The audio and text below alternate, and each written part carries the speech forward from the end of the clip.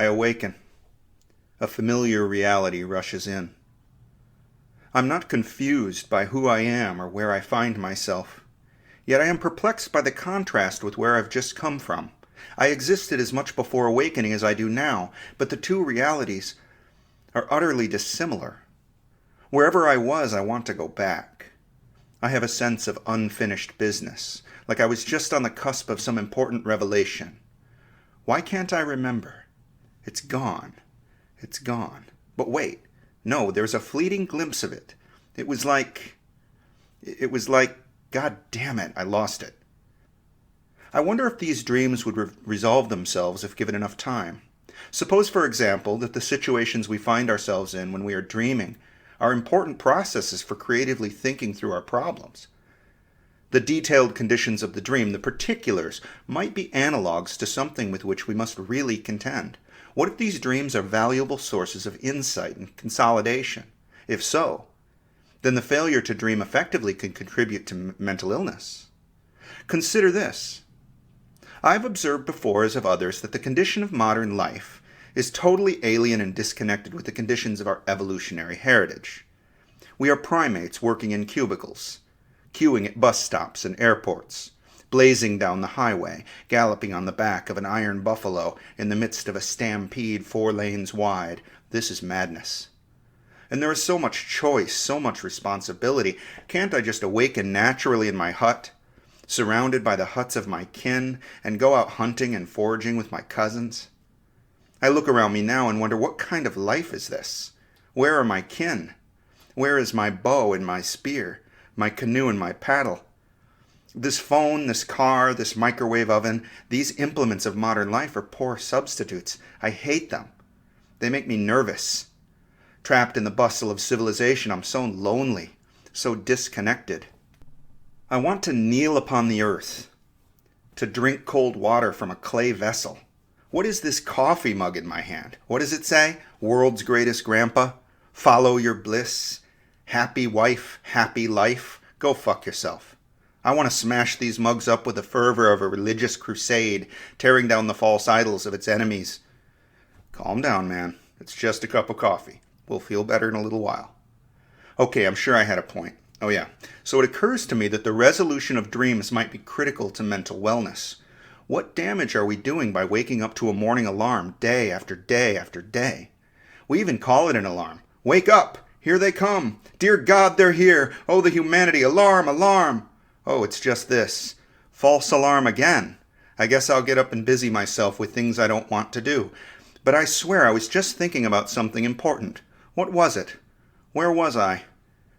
Never mind, these business meetings aren't going to sit through themselves. Another day worthy of contempt. I'm not lazy, I'm disappointed. And for the first half an hour I live with this ambiguous sense of unfinished business, a hangover from the world of my dreams. What are these dreams really? We generally assume that dreams are a sideshow, an interesting little part of conscious life, an exception to the normal state of wakefulness and activity. Today I'm going to explore an alternative view.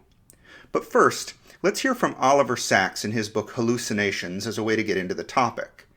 In this passage, Sacks talks about hypnagogic hallucinations, which are vivid images that most people occasionally see before falling asleep. I have had these experiences before, and in my case, as in many cases, they're faces. I'm lying there with my eyes closed and I really see, vivid faces appearing in the darkness. Sometimes they are grotesque, like old men carved in stone. Sometimes they're beautiful. But they are never people that I have seen before or can recognize at all.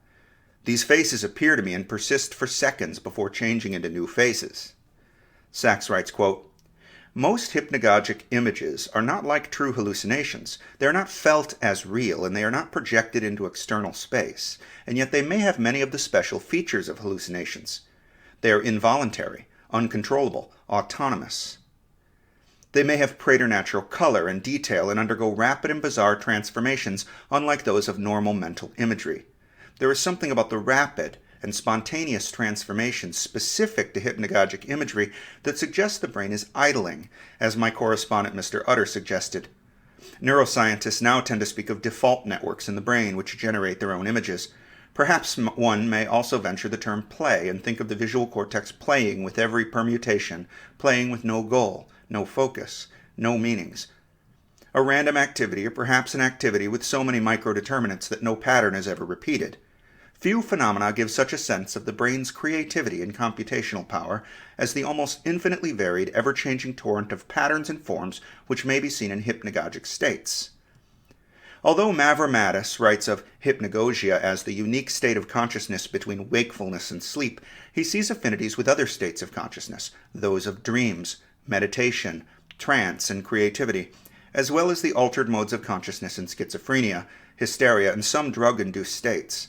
Although hypnagogic hallucinations are sensory, he feels that the initiating processes may be the more primitive subcortical parts of the brain, and this too is something which hypnagogia may share with dreams. And yet the two are quite distinct. Dreams come in episodes, not flashes. They have a continuity, a coherence, a narrative, a theme. One is a participant or a participant observer in one's dreams, whereas with hypnagogia one is merely a spectator. Dreams call on one's wishes and fears, and they often replay experiences from the previous day or two, assisting in the consolidation of memory. They sometimes seem to suggest the solution to a problem. They have a strongly personal quality and are determined mostly from above. They are largely top-down creations. In contrast, hypnagogic imagery or hallucination, with its largely sensory qualities, enhanced or exaggerated color and detail and outlines, luminosity, distortions, multiplications, and zoomings, and its detachment from personal experience is overwhelmingly a bottom-up process. Hypnagogia and dreaming are both extraordinary states of consciousness, as different from each other as they are different from waking consciousness." Unquote. In that last statement, it's that I want to reconsider. Sachs describes dreams as extraordinary states of consciousness. Of course, that seems like the way we would tend to conceptualize them, but what if they are not extraordinary at all? What if dreaming is the best description we could use for every state of consciousness? "I am, that is certain," said Descartes, "but what am I? A thinking thing? Perhaps I'm a dreaming thing." And just as Descartes found this to be irrefutable evidence of his existence, so can we, for if we dream, then we must exist. I can feature in your dream, and you can feature in mine. But when you dream that I am there, and we are on some adventure together, you that dream certainly exist. But that is not evidence that I do. I am not the thing in your dream, no matter the apparent resemblance. Here, you might argue, is the key difference between dreaming and wakefulness. The dream features that which is not there, while the waking experience reveals what is. I respectfully disagree. Both dreaming consciousness and waking consciousness are composed of what is not there. The texture of cloth in a dream is no less real than the texture of cloth between the fingers when we are awake. Both are figments of the mind. The color of the cloth in the dream is just as imaginary as the color which appears when the eyes gaze upon it in the sober light of day. Am I denying reality? Am I suggesting that there is no difference between being in the presence of a real cloth and being in the presence of a dreamed one? No, I'm not saying that. In both cases, our experience is something which occurs in the brain and nothing more. We hope, or at least assume, that in the waking case our imagined cloth is informed by the presence of a real material object. But I'm feeling it with my real fingers, I'm seeing it with my real eyes, you retort. No, you are not. The feeling of things with your fingers is an event in your somatosensory cortex, not an event out there in the real fingers. Likewise, I submit in the dreaming case. A similar event is occurring as you sleep, right there in the same place in the somatosensory cortex. This is true for vision as well. Seeing is not an event that occurs at the eye, but one which takes place in the visual cortex. The way I look sitting before you, in the same room, under the full spotlight of waking consciousness, is contrived in your visual brain. Does it reflect the truth? Well, I hope so, but in some ways it couldn't be. If we tamper with the fusiform face area of your brain, if we inhibit its function or cut it out with a scalpel, you will not recognize me or anyone else. What, I inquire, has changed? Me? I am the same. The photons which fall on your retina? No. The action potentials which travel from the eye along the optic nerve? No. The response to those action potentials when they stimulate the primary visual cortex? No. All of that is the same. A further process which is meant to take place in the fusiform gyrus is not doing its job. That place in your cortex is where faces are born. The following, again from Oliver Sacks' book, supports my point. Remember when I said that I've experienced hypnagogic hallucinations of faces? Well, that's what this passage is about. Sachs writes, quote, "Many other descriptions stress how common it is to see faces, sometimes clusters of faces, with each face highly individuated but unrecognizable. F.E. Leaning, in her 1925 paper on hypnagogia, speculated that such an emphasis on faces almost suggests that there is a special face-seeing propensity in the mind. Leaning's propensity, we now know, has its anatomical substrate in a specialized portion of the visual cortex, the fusiform face area. Dominic Fitch and his colleagues have shown on fMRI studies that it is precisely this area in the right hemisphere which is activated when faces are hallucinated." Unquote. I suggest that waking consciousness and dreaming consciousness are no different in kind. What then is the difference between waking consciousness and dreaming consciousness? At the very least, there must be a difference between the streams of data passing through the brain when the eyes are open and the body is moving about in space. We know that the frontal cortex, which is involved in voluntary movement and many cognitive and attentional processes, is suppressed during REM sleep, when dreams usually occur. So the capacity to reason and control attention is certainly enervated in dreams. We also know that the primary visual cortex is suppressed. This is the area where the optic pathway arrives from the retina. When we sleep, we cease getting visual information from this pathway, but our dreams are populated with visual images nevertheless. This is because the primary visual cortex, V1, is not necessary for visual experience.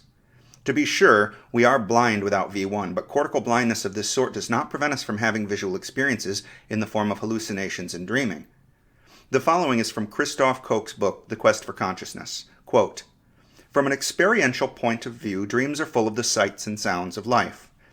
While dream consciousness differs from consciousness in the waking state, for instance, dreams lack introspection and insight, it certainly feels like something to dream. It is likely that the neuronal coalitions that mediate the NCC for visual dreams partially overlap with those for seeing while awake. It used to be thought that brain activity during REM sleep was similar to activity in the waking brain. REM sleep is also called paradoxical sleep because it can't readily be distinguished from the awake state using standard EEG criteria. This contrasts with non-REM sleep, or slow wave sleep, characterized by large and slow oscillations in the EEG. When volunteers are deprived of sleep for one night and their cerebral blood flow is monitored using positron emission tomography, while they catch up on their sleep the next night, a more nuanced picture emerges. The activity pattern of the dreaming brain has a unique signature quite distinct from the awake brain. In particular, V1 and directly adjacent regions are suppressed, while higher-level visual areas in the fusiform gyrus and the medial temporal lobe are highly activated. These latter structures can thus be assumed to mediate the sensation of seeing events unfold during dreams. Patients who lose their primary visual cortex to strokes continue to experience visual dreams, providing additional evidence that activity in V1 is unnecessary for dreaming." Unquote. I wonder if you could influence the content of dreams by targeted transcranial magnetic stimulation during bouts of REM sleep. It seems certain that such an experiment should work. What about delivering intravenous drugs during REM? For example, would subjects report having anxiety dreams if you treated them with barbiturates or other acute anxiety-reducing agents? The reason I'm suggesting such experiments is that if my hypothesis is right, the experiences we are having during dreaming are made the same way as those had during waking hours. The passage I just read from Christof Koch says that the activity seen on EEG during REM sleep looks very similar to wakefulness. The thalamocortical function which we capture on EEG is largely spontaneous firing rather than stimulus-driven.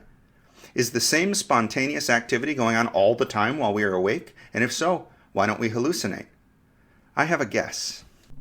Have you noticed that it's often impossible to explain a dream to someone else or even to recapture it in your imagination after you wake up?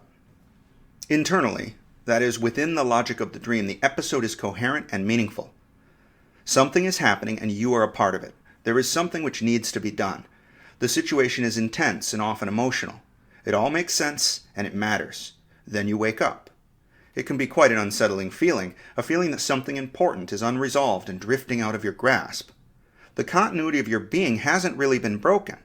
A moment before, the conditions were totally different. There's a kind of blankness in between as a state transition takes place. Now here you are in a new state under a new set of circumstances. What is this new state? Another dream? In this dream, I'm in my bed and the alarm clock is annoying me. My eyes are open. I can hear what is happening. It all makes sense, but so did the dream from which I just emerged. But here's the interesting thing. The present dream, the waking dream, is incompatible with the previous dream, the one from which I have awoken. I can't make sense of both worlds at the same time. I have consistently claimed that human consciousness must be coherent. In an earlier episode on the topic, I wrote the following. Quote, according to the TICL framework, human consciousness is composed of meaningful contents that exist from the point of view of a single, large integrated system in the thalamocortex. Subsystems occurring within the large system are integrated across their neuronal elements to a higher degree, over a shorter time, than the elements that make up the whole system. These subsystems give rise to the contents of consciousness, which appear in the conscious composition as soon as they form, and remain for as long as they persist in having a higher degree of temporally integrated causality than the greater system. This means that the level of temporally integrated causality across the greater system sets a threshold for conscious perception. This podcast has focused on visual perception because so much research has been carried out in the visual system.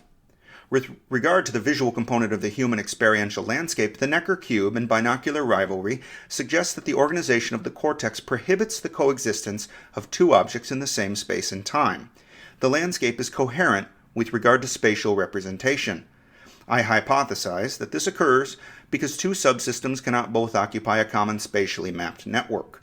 One of the two will always outcompete the other, such that only that subsystem will exist to occupy that area of the network. Whichever subsystem achieves this will produce visual content that is meaningful from the point of view of the system.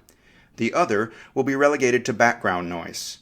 I do not suggest that this is the way consciousness must work, but rather that this is the way that natural selection has sculpted the human thalamocortical system." Unquote. In the context of today's discussion, I hypothesize that the two realities, the dream and the waking reality, are incompatible. Just as the two conformations of the Necker cube are incompatible, they can't coexist in the visual imagination.